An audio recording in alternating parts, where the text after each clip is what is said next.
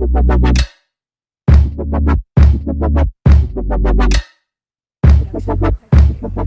typical day of production. Okay, so it depends, of course, on where you are on the production schedule. So a lot of times, either we're shooting during the day or we're shooting at night. I tend to love to do my day stuff first.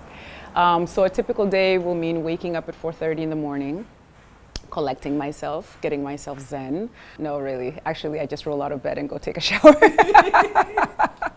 Honesty. It's key, transparency. I roll out of bed and I'm really, really groggy, but on my way to set, when I'm in the car, I am just looking over what the schedule is for that day, looking lightly at the script because, I'm like, okay, we're here, here, and here, trying to see if there's a way we could make it move faster or move better. As a producer, you're trying to do as much as possible in a short period of time. So it's always about thinking like, maybe if we did this first and did this first, and so on and so forth. But I'll look at my schedule. My first AD is really, really amazing. His name is literally Blessing, right? Isn't that? And then I arrive on set. Usually we'll eat and then have a crew meeting. And then chit chat with the cast a little bit and start setting up for the first shot. Usually we try to do first shot by 7, as soon as we have enough daylight, get that first shot in. Because you only have about 12 hours of daylight, so you gotta make it count. Time is money on a film set, okay? So we definitely have to make it count. Then we shoot, we take a 1-hour lunch break and then get back and shoot again all the way to the evening. Go home, pass out, just from sheer exhaustion. Because, as a director, as any director can attest, you're usually on your feet for a very long period of time. So you just wanna ugh. And yeah, wake up and do it all over again until we shift to the night shoots, and then I wake up then like on midday, but then you have to be on set now by 6. So it's just kind of like the opposite of what you do. It's just shooting all night. That's it. All night. All night until the sun is up. Oh, Yeah. so much work. So much work. You really give yourself for us to get these things. Yeah, I always say that. Like, my husband is really super supportive, and he knows when I'm on any kind of set that I am not going, he's basically not going to see me for the full shoot. So, I kind of disappear. I don't cook, I don't clean, nothing. I'm not around. You're on your own, bro. You're on your own. I feel like I'm really lucky in the sense that I didn't, a lot of creatives, especially African creatives, really have to fight. But they were worried definitely when I told them that I wanted to do film, because they were like, how are you going to make a living? They didn't see the path. I didn't see it either, but I acted like I knew what I was doing. Fake it till you make it. So I was really able to convince them. But when I did Mkwawa, my dad was like, ugh, this is the kind of work you're going to be doing now. He was like, now this is perfect. So then he became like super duper behind me. But they've always been very supportive, my parents. My husband Amor, I've known him since we were teenagers, and he's always just known that this was my dream and this is what I wanted to do. So again, it's kind of like it came with it. It came with the package of me. Yeah. So I've been very, very lucky in that I've been extremely supported. And that's why I feel like I have to do as much work as I can. Yeah. Okay, in terms of the financials, with Binti, I'm not an executive producer. Angela and Alinda are the executive producers, and executive producers are the ones who handle the budgets and the financing of it. So I think they're kind of better placed to talk about the finances of Binti. But I do know for sure that being able to get on platforms like Netflix, on streaming platforms like Netflix, really allows us to make a business case for me. Because a lot of times, like for example, I said like with my earlier work, I'm really depending on grants.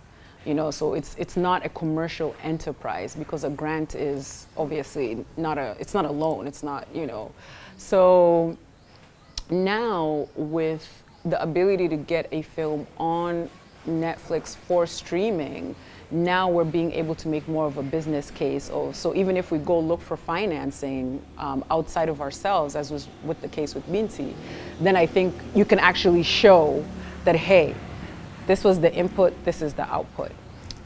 So I think that that's also going to change a lot of things in the coming years once we have platforms like that. Because previously the platforms that we had, the money was just not really there.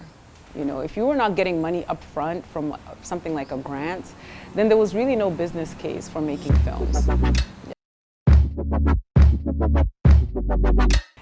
Every time I finish a project, whether it's Mkwawa or Binti, I'm always like, my next project needs to be light and fun, because I'm always dealing with like these heavy topics. Like Homecoming was dealing with corruption, and obviously Mkwawa was about, you know, colonialism, and Binti is about women and our internal lives. And, you know, I'm always like, this time I want to do something light. I want to do a comedy. I want to do something that, you know, someone can just come home from a long day's work, plop on the couch and relax, you know, and not have to be traumatized. Like go through a journey. Go through a whole journey. Like with Binti, you know, like some of the DMs that I've received from women, I mean, clearly, you know, we're doing a collective healing here while watching this film. So, you know, there's definitely space for that, but I keep wanting a project to land on my desk, because I smile, but internally I'm actually quite a serious person. So a lot of the stuff that I write tends to be serious. So I need somebody outside of me, maybe Angela, because Angela writes great comedy, to be able to do something that's just light and airy and fun, you know, where you can just binge watch it and relax. You see, the challenge here is money, because who controls the money? You know, in order for us to really be able to tell quote unquote authentic African stories, that means the financing has to be African. And, you know, the platforms on which we are able to sell our work, it would also help if they are African. I mean, we see it a lot, for example, in certain film festivals. They have a very narrow view of the kind of African film that they deem acceptable. It has to show, there's something that, there are these little key elements that they want to see. And if you don't have them in there, they'll be like, no, we don't feel like this is, we don't want this. So there's an imbalance of power still that is going to take some time to be able to overcome. But I am very optimistic. I think that, you know, we're going to get more and more platforms as time goes on, as the technology really starts becoming more democratic.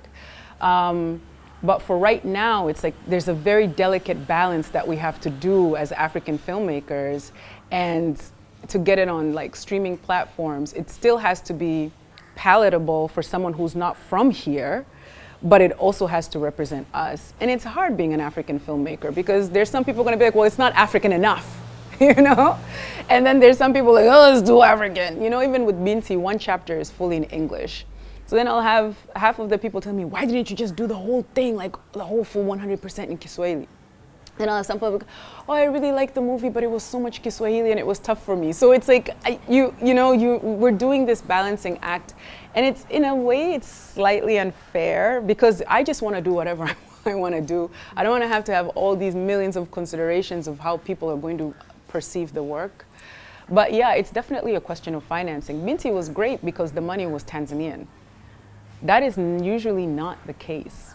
You know, the money is usually not from here. So there's certain things, if I want to show her, like Anasonga Ugali, like, you know, maybe for someone who, if I had money from outside, they'll be like, what's the point? What's the point of this?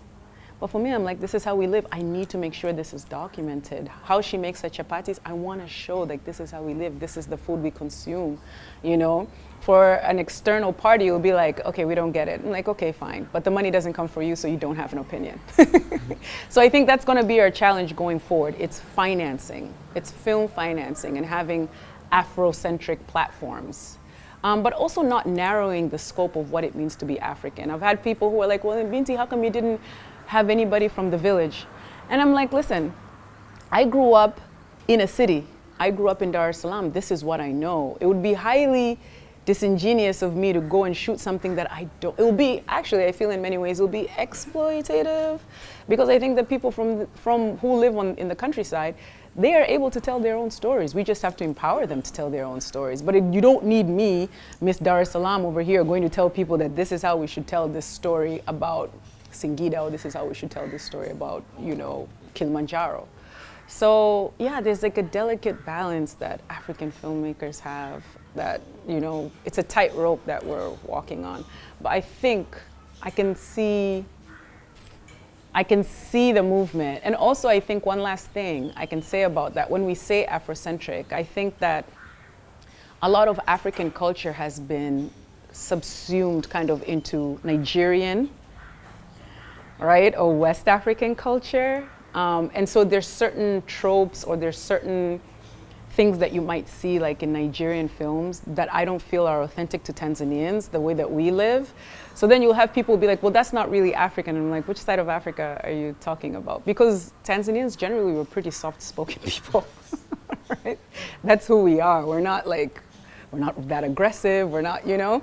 So, you know, but there's a trope where it's like, okay, you know, like even when you see on social media, oh, you know you have an African parent when. And then sometimes I look at those things and I'm like, I have an African parent, but they're not like this. So what does that even really mean? So anyway, that's a whole other conversation, but thank you for the question. One of my favorite movies is a Korean movie called Old Boy. It came out in the early 2000s. I watched it in a theater in Queens, New York. I was by myself in the theater, and that was my first time ever seeing Korean cinema. And I loved it. And I was like, wait, this is completely different to what I'm used to. So certainly that is definitely somewhere in my top 3, top 5 at all times. It was a key reference for me. I love Korean cinema, and I'm not surprised to see how, you know, even with stuff like Squid Games and Parasite, how they're amazing at what they do. There's another Asian film, In the Mood for Love. I really also love Hong Kong cinema a lot. And again, just everything, top to bottom, amazing storytelling. And Sarafina.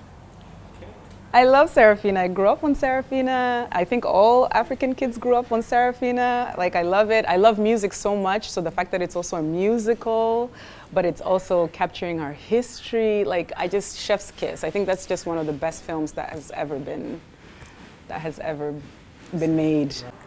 Thank you so much for having me, and cheers.